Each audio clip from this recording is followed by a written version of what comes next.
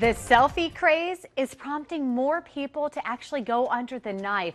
That is according to the American Academy of Facial, Plastic, and Reconstructive Surgery. It found that 1 in 3 surgeons saw an increase in requests for procedures because the patients are more self-aware of their looks because of social media. This morning, we have Dr. Craig Vanderkolk. He is the Director of Cosmetic Medicine and Surgery at Mercy Medical Center. He's here to weigh in on this. Thank you so much for coming in. We appreciate you coming back. My pleasure. So what are you seeing? Are you seeing people coming in saying, I don't like the way I look in my selfie? Well, everybody wants to put their best face forward, and photographs often bring that up, and we're finding more and more patients and people are looking at that.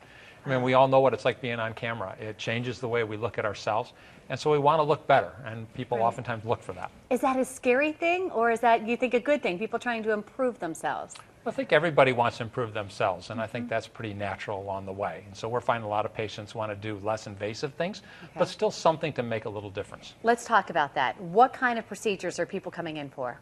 Well, the most common thing that people look at will be facial lines, wrinkles, and those are great for fillers, non-surgical procedures along the way. We can lift the face non-surgically now with new ultrasonic therapy. And probably the other thing that comes out is noses. A lot of people see their nose and they say, I really don't like the way my nose looks. Or next thing would be their neckline. And what kind of ages? Are we looking at older women, older men? Are there certain age groups or genders that are doing this, or is this widespread?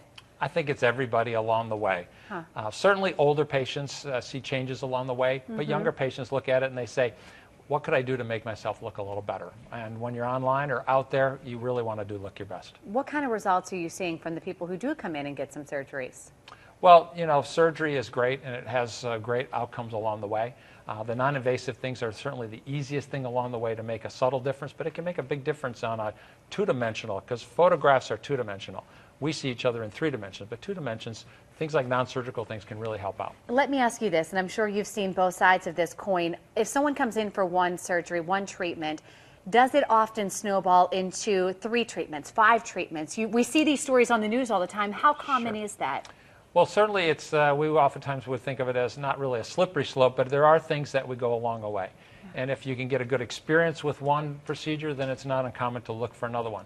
But we don't want to be doing everything. We can't change everything along the way. You have to feel good inside yourself, which is really the driving thing, just to feel better about yourself, not for other people. You are who you are. That's exactly right. Thank you so much for coming in and weighing in. pleasure. We appreciate it.